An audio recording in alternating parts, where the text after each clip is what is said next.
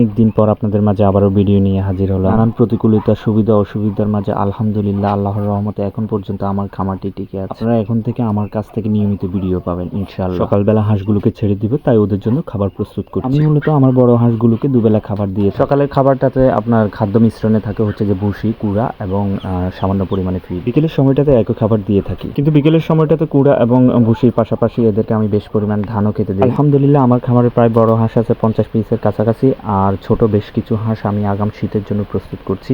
তো সেই লক্ষ্যে আমার আশা আছে যে প্রায় 100 হাঁস আমি প্রস্তুত করব। আসলে যতটা সহজভাবে বলছি কাজটা কিন্তু ঠিক ততটা সহজ নয়। বিষয়ে ধারণা থাকা উচিত যে চীনা হাঁস হচ্ছে যে সবচাইতে সেনসিটিভ প্রজাতির হাঁস, তাই এই প্রজাতির হাঁস পালনে আপনাকে সর্বোচ্চ সতর্কতা অবলম্বন করতে হবে। আরেকটা বিষয় আমাদের একটু লক্ষ্য রাখা উচিত যে আমরা যখন হাঁস পালনে কোনো টার্গেট করব বা প্ল্যান করব, সেই ক্ষেত্রে কিন্তু আমাদের সঠিকভাবে খাবার মজুত রাখতে হবে। আর এই পরিকল্পনাটা যদি আপনি আগামভাবে নিতে পারেন তাহলে কিন্তু আপনার খাদ্য খরচ অনেকটা হ্রাস পাবে। যেহেতু আমার 100 হাঁস পালনের টার্গেট আছে, তাই আমি নিজ এলাকা থেকে বেশ কিছু কুড়া সংগ্রহ করে রেখেছি। আসমা এবং কামরুল খাবারগুলো খুব সুন্দরভাবে মিশ্রণ করে নিচ্ছে। এই খাবারটা থেকে আমি অর্ধেক দিব সকালে এবং অর্ধেক দিব বিকেলে। এর পাশাপাশি বেশ কিছু পরিমাণ ধানও থাকবে। আর যেগুলো 1 মাস এবং 1 মাসের বেশি বয়সী বাচ্চা আছে সেগুলোকে আমি 3 বেলা খাবার দেওয়ার চেষ্টা করি। আপনারা যারা হাঁস পালন করেন তারা হচ্ছে যে সকাল 8টা থেকে 9টার মধ্যে আপনাদের হাঁসগুলোকে খাবার দিয়ে দেওয়ার চেষ্টা করবেন। এতে করে আপনার হাঁসের মেজাজ সবসময় ঠান্ডা থাকবে, অর্থাৎ এদের মধ্যে লড়াই ভাবটা খুব একটা দেখা যাবে না। একটা দুইটা হাঁস পালা এবং বেশি সংখ্যক হাঁস পালার মধ্যে কিন্তু অনেক পার্থক্য আছে। যেহেতু শীতে হাঁসের চাহিদা বেড়ে যায়, এখানে বেশ কিছু বাচ্চা আমি রেখেছি যেগুলোকে হচ্ছে যে শীতের জন্য আমি প্রস্তুত করব। আর এখানে বেশ কিছু মুরগির বাচ্চাও দেখতে পাচ্ছেন আপনারা। বেশ কিছু হাঁস বর্তমানে ডিম নিয়ে কুচে আছে। আর আমার এখানে আরো বেশ কিছু বাচ্চা আছে যেগুলো আমি শীতের জন্য প্রস্তুত করছি।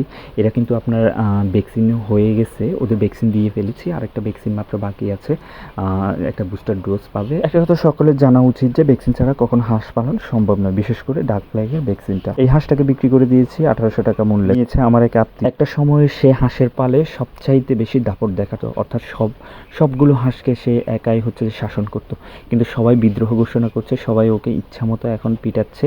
তো আমি ডিসিশন নিলাম যে একে এখন আর রাখবো না, একে বিক্রি করে দেওয়াই আমার। এতে করে প্রমাণিত হয় যে ক্ষমতা সবার চিরকাল থাকে না, সময় প্রকৃতির কাছে আপনাকে হার মানতেই হবে। যাই হোক, সুযোগ এলো তাই আমিও বিক্রি করে দিচ্ছি। এই সেক্টরটাতে সুযোগ আপনাকে সর্বোচ্চ দক্ষতার সাথে কাজে লাগাতে হবে, তবে কোনো চিটারি বাটপারি নয়। একটা কথা আমাদের সকলের মনে রাখা উচিত যে 2 নাম্বারই কিংবা চিটারি করে আপনি কখনো কোথাও টিকে থাকতে পারবেন না ভাই।